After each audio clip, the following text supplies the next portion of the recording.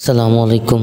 তো আলহামদুলিল্লাহ, সবাই কেমন আছেন? তো আবারও চলে আসলাম রানীগ্রাম বাদে। একটা ছোটো ভাই মাছ মারতেছে, তো একটু আগে যাই দেখি। ছোটো ভাই কী মাছ ধরে? তো আমাদের ছোটো ভাই বলতেছে চিংড়ি ও পুঁটি মাছ মারতেছে জাল দিয়ে। তো তার মাছ মারা একটু দেখি। দেখেন কী সুন্দরভাবে সে এরকম একটা নির্জন জায়গায় এসে মাছ মারতেছে। তো দেখেন এখান দিয়ে অনেক পানি ছিল, তো খুব তাড়াতাড়ি এখানকার পানিটা নেমে গেছে। ওইখানে অনেকে মাছ মারতেছে, তো ওখানেও যাবো ইনশাল্লাহ। আগে ছোটো ভাইয়ের মাছ মারাটা একটু দেখে যায়। তো আমাদের ছোটো ভাই বলতেছে আরেকবার একটা জাল ফালাবে। দেখেন এখান দিয়ে একেবারেই পানি কম ছিল, একবার মানে অনেক পানি ছিল, অনেক কমে গেছে, একবার অনেকটা পানি কমে গেছে। তো সে আরেকবার ফালাবে, দেখা যাক কী হয়। এখন আমাদের ছোটো ভাই জালটা ফালাবে। তো এটার নাম হচ্ছে আপনার ঠেলা জাল। দেখেন এই যে ঠেলা জালটা মারলো, দেখি কী মাছ ওঠে। ওই তো পুঁটি আর ওই ছোটো ছোটো ইচা মাছ উঠবে। তো দেখেন নিয়ে আসতে দেখেন কতটা কষ্ট হচ্ছে, অনেক কস্তুরি পানা আটকে যায়। তো সে এরকম একটা ভরা দুপুরে বেলা মাছ মারতেছে। তো দেখেন এই যে ছোটো ছোটো পুঁটি মাছ আর চিংড়ি মাছ। তো এগুলো মাছই উঠবে এখন এই কিনার দিয়ে। তো এখান দিয়ে অনেক পানি ছিল, একেবারে কমে গেছে। 2-3টা দিনের মধ্যে একেবারে কমে গেছে। ওইখান দিয়ে দেখেন ভুঁড়ির উপর দিয়েও কত মানুষ মাছ মারতেছে। তো এখানে যাব। তো ছোটো ভাইয়ের কাছ থেকে এখন বিদায় নিই। ছোটো ভাই থাকো, যাই।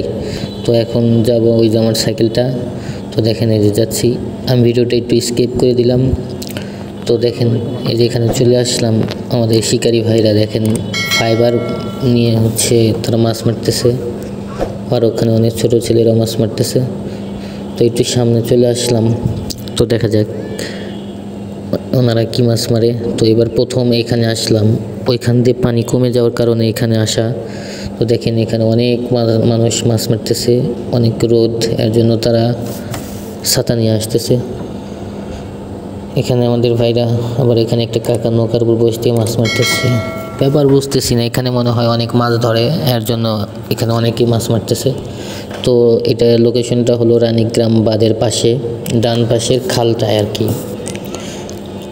খাল না বললেও, খাল বললে ভুল হয়, এটা নদী আর কি, পানি শুকিয়ে গেছে। তো দেখেন আমাদের কাকা একটা কাম করে ফেলেছে, মাছের চোখ তুলে নিয়ে এসে মানে ছিপ দিয়ে জোরে খোটটা দেওয়ার কারণে মাছের চোখ উঠে এসেছে। দেখেন এখানে খোটে খোটে পুঁটি মাছ ধরে আর কি। এবার বুঝলাম এখানে এত মানুষ কেন।